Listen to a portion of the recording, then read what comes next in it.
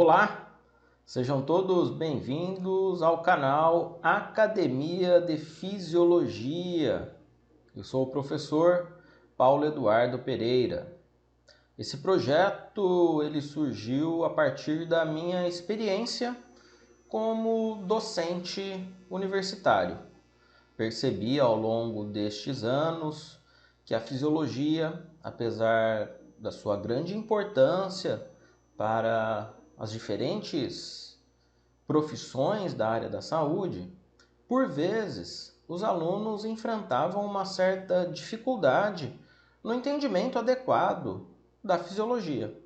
Desta forma, ao longo desses anos, eu amadureci a ideia de criar um canal, de criar um meio para facilitar o entendimento da fisiologia a partir de videoaulas que abordem fisiologia humana.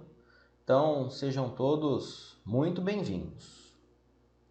Bom, nessa primeira aula nós conversaremos a respeito de alguns conceitos básicos da fisiologia. Faremos uma breve introdução.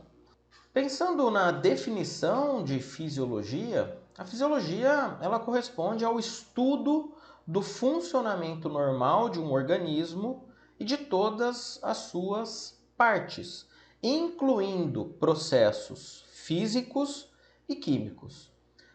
É interessante notar que a fisiologia ela engloba conteúdos que são discutidos em uma outra disciplina, que geralmente é o terror dos estudantes, dos profissionais da área da saúde, que é a bioquímica. Na fisiologia, nós também discutimos processos físicos, processos químicos, reações que ocorrem em nosso organismo. Afinal de contas, o entendimento dessas reações, o entendimento desses processos, acaba sendo fundamental para que a gente possa entender como que os nossos diferentes sistemas funcionam. A fisiologia ela apresenta propriedades integrativas, também denominadas de propriedades emergentes. E o que são essas propriedades? São propriedades que não podem ser entendidas apenas com base no conhecimento das partes individuais do organismo. Como assim? Para que a gente entenda como que um determinado órgão funciona, é extremamente interessante e fundamental que a gente entenda como todo o organismo funciona. É muito difícil nós estudarmos um órgão isolado, tentarmos definir a função daquele órgão isolado, sem compreender quais outras estruturas estão interligadas àquele órgão. Por exemplo, coração. O coração ele tem como função básica ejetar o sangue para o corpo todo. Mas se nós não tivermos o conhecimento de quais vasos chegam e saem do coração, como que nós vamos estudar a função do coração? Fica complicado. Então, na fisiologia, é necessário conhecer o todo para que a gente possa aprofundar no estudo de um determinado órgão ou sistema.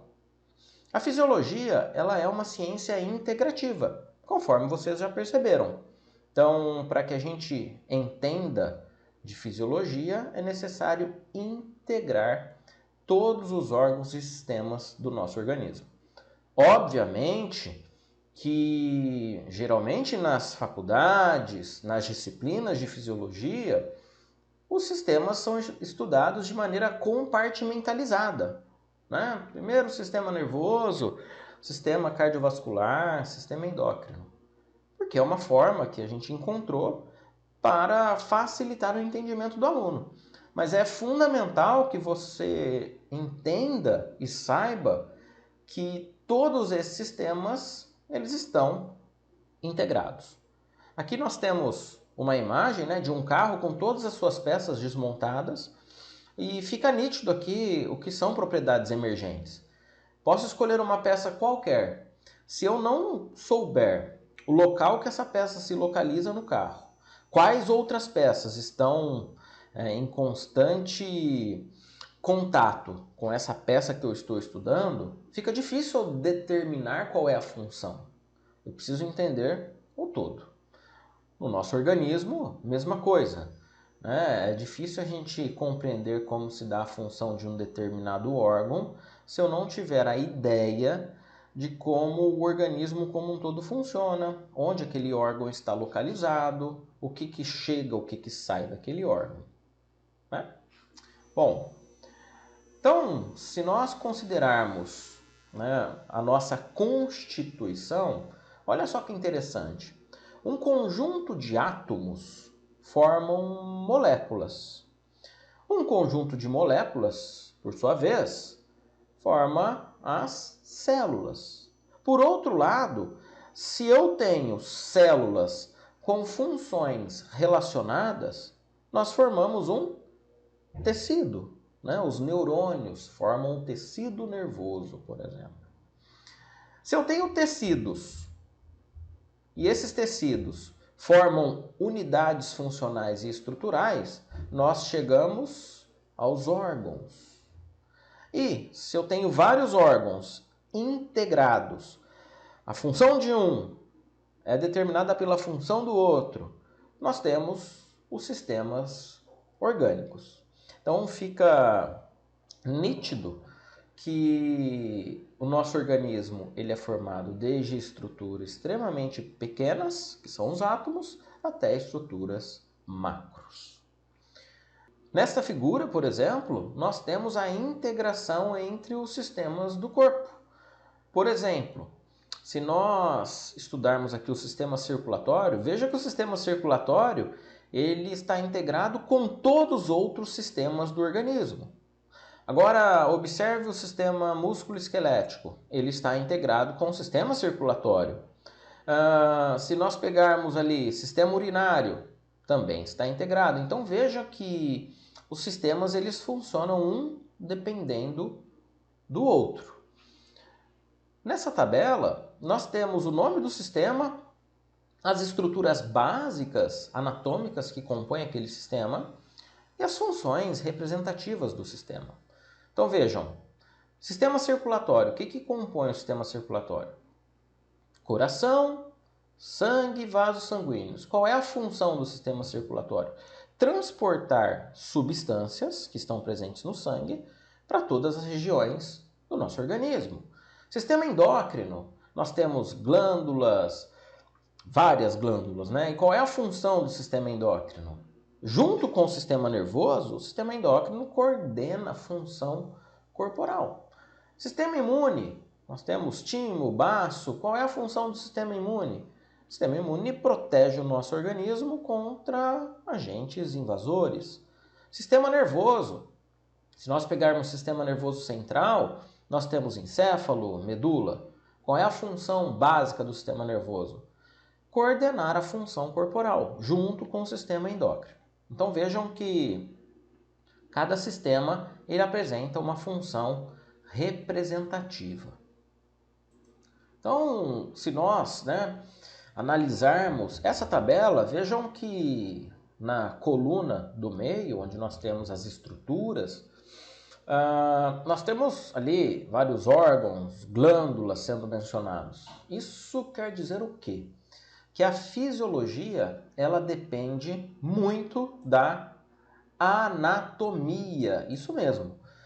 A fisiologia depende da anatomia. A estrutura de uma célula, de um tecido ou órgão, ele deve fornecer uma base física eficiente para que a função daquele órgão seja adequada. Por exemplo, quando nós temos uma criança que nasce com alguma anomalia, por exemplo, a estrutura daquele órgão que não está dentro do padrão estabelecido, ela acaba comprometendo a função adequada daquele órgão. Então, a fisiologia depende da anatomia.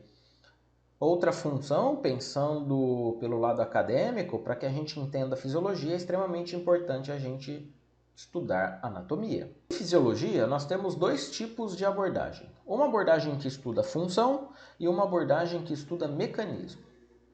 A abordagem que estuda função é denominada de abordagem teleológica. Essa abordagem é responsável por estudar o porquê que um evento acontece. Ela explica apenas a função de um evento. Por exemplo, por que os eritrócitos transportam oxigênio?